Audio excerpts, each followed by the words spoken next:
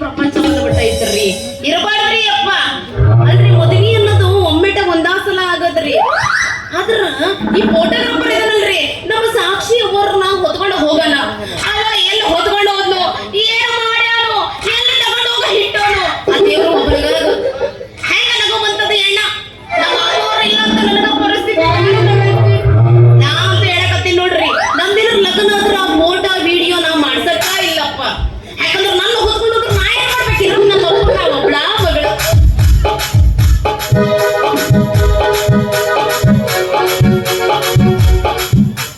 ಯಾರು ನೀನು ಸುಂದರ ಜಲವೇ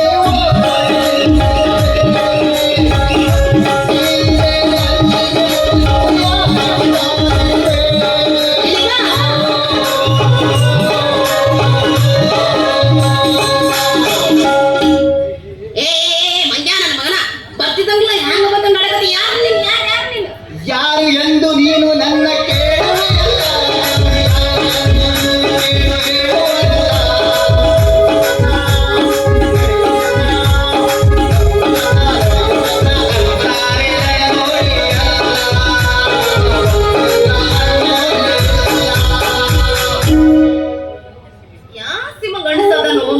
ಅಂತೀನ್ರಿ.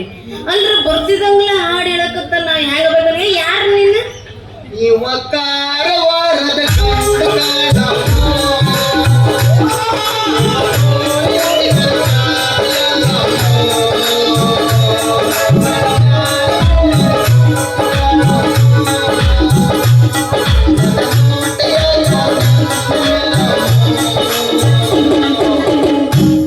ಪಕ್ಕ ತಿಳಿತಾರ ನನಗ ಮೆಂಟಲ್ ಆಸ್ಪತ್ರೆಯಿಂದ ತಪ್ಪಿಸ್ಕೊಳ ಬಂದ.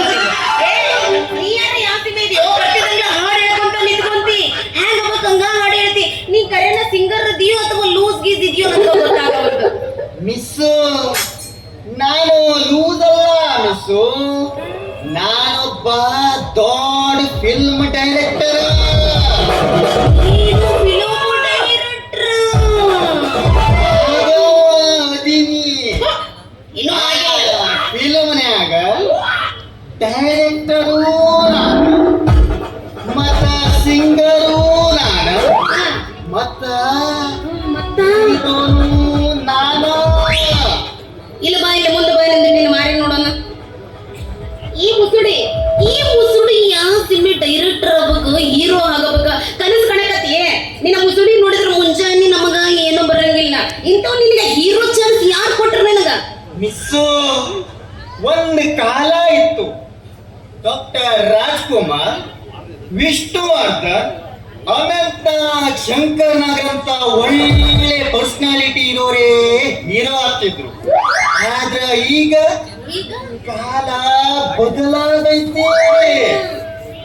ಈಗೀಗ ಬರೋ ಸಿನಿಮಾಗಳ ಹೀರೋ ಮೊಕ್ಕ ನೋಡಿ ಹೌದು ಬಿಡ. ಈ ನಮ್ಮ ಹೊಂಡಿಗೇರಿ ಹುಡುಗರಾರು ಸುಂದರವಾಗಿ ಕಾಣ್ತಾರೆ. ಅಂತವರೇ ಹೀರೋ ಆಗ್ತಿರ್ಬೇಕಾದ್ರೆ ನಾನು ಒಮ್ಮೆ